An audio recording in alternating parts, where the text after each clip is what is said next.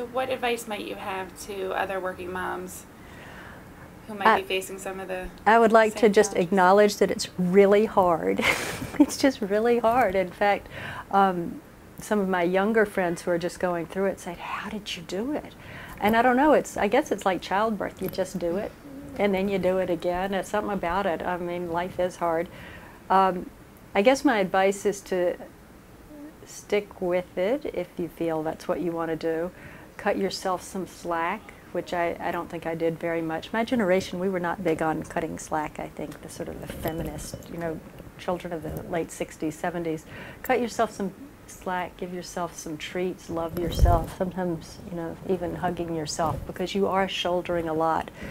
And as much as I wish it were different, the women do handle a lot of the career women. You do the job, but you also, or I did the bulk of scheduling and things. It just, for some reason, I don't know why that happens. How do you look to your husband for help? He's fabulous. He's adorable and sexy, and guys are just different. They're just different than girls. That's another thing I didn't know when I was a feminist in college. I didn't want to believe it.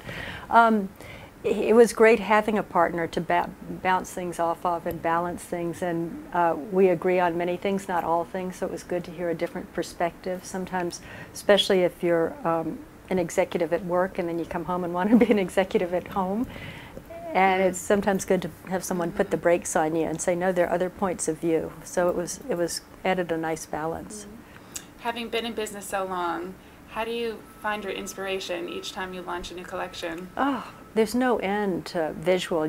Fashion, it's not a fine art, but it is artistic. So there's always a new color, a new shade, a new detail, a new trim. Like here I've got a little buckle here, there it's kind of hidden. There's always something to do. So it's a creative outlet. Now that I'm not as involved in the day-to-day, I have gotten the same thing from cooking. It's color and texture and choices, which is really fun. How would you describe the woman that you designed for? Oh, I know her so well. She's smart, she's beautiful, comes in all shapes and sizes. I never was inspired by the runway. That to me seems, that's more like theater or something. I designed for the real world, women who are working and familying and doing charity work. And clothes, it's so interesting. Clothes are not important in the big scheme of things, but they do have an influence on how you do your job and how you feel about yourself. So I always thought of myself not just as a designer designing something which I hoped was beautiful, but like a sister or a partner in the life, because when you wear something you feel good in, you do your job differently, you greet the day differently, you sit up different. It's a whole thing. Or slump over. So this woman's very engaged, but she enjoys looking beautiful. Who have you dressed over the years that you might have thought at that time, you know what, I've arrived? Well, I guess one of my favorites was Hillary Clinton. She's, whatever you think of her politics, she's obviously very smart and very powerful and extremely gracious. She is amazing, welcoming. Like a lot of my customers, she knew what she wanted. And if something looked good on her but she didn't like it, she would have none of it. And I have to respect that as a designer. I've dressed a lot of politicians. I'm interested in politics, and Washington was always a great, women have to get dressed there.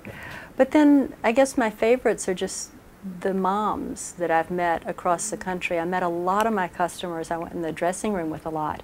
And to hear what the challenge is, how do you pick an outfit that can take you to a board meeting, out with your husband at night, and to the parent-teacher conference. It's kind of like a sociological challenge as well.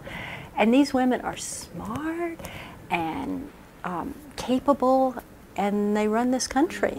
The men might think they do, but really it's this base underneath that is so important.